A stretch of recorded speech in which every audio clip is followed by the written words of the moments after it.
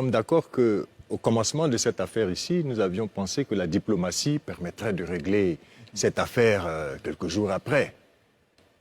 Mais je note, il faut que je le dise, l'attitude du gouvernement de la Côte d'Ivoire, qui n'entre pas dans la logique de l'escalade. C'est un bon point pour moi. Il me semble, quand on entend les analystes sur les plateaux de télévision au Mali, l'expression dans le communiqué du gouvernement ivoirien disant de les libérer sans délai, cette expression sans délai a été perçue comme... C'est la réaction normale de tout gouvernement, sans délai. C'est cela. Mais après cela, quand vous avez suivi la communication du gouvernement, il n'y a pas eu d'escalade. Il n'y a pas eu de mots au-dessus de ce qu'on attend. La deuxième chose, Goïta, il a son bain de lumière. C'est lui qui courait pour aller assister à des sommets de la CEDEAO. On en voulait pas. Aujourd'hui, tous les chefs d'État viennent au Mali. C'est toujours bon pour un leader populiste, souverainiste, qui a le sentiment qu'il devient le maître du jeu. Il a son bain de lumière, c'est bon. Mais il est dans une attitude qu'on appelle l'entêtement.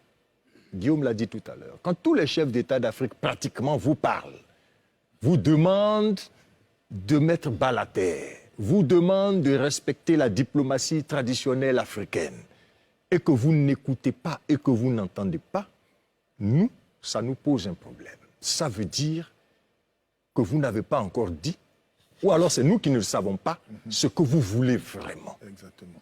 Qu'est-ce que Goïta veut pour utiliser ses militaires comme monnaie d'échange? Il dit à la Côte d'Ivoire, je vous remets vos soldats si et seulement si. Mais la suite, c'est quoi? Qu'est-ce qu'il veut? Il ne peut pas demander à un gouvernement ce qu'un gouvernement comme celui de la Côte d'Ivoire ne peut pas donner. Parce que si on les suit, mais on se rend compte qu'il est piégé, mais il n'est pas seulement que piégé. J'ai le sentiment qu'il y a d'autres intérêts qui tournent autour de tout cela. Mais c'est avec le temps que ça va se faire. Et je terminerai sur ce point. On a parlé des liens séculaires avec les Maliens. Je voudrais que Goïta comprenne bien, pour nous autres qui ne sommes pas forcément souverainistes. C'est vrai que nous sommes hantés par Lumumba, par Sankara, parce que ce sont les grands révolutionnaires africains, mais le monde, là, a changé. Il est devenu plus complexe. Et il faut une intelligence stratégique plus complexe pour comprendre comment ce monde évolue. Et je lui demanderai, en tant que bon Africain, de ne pas déplacer les bornes que nos parents ont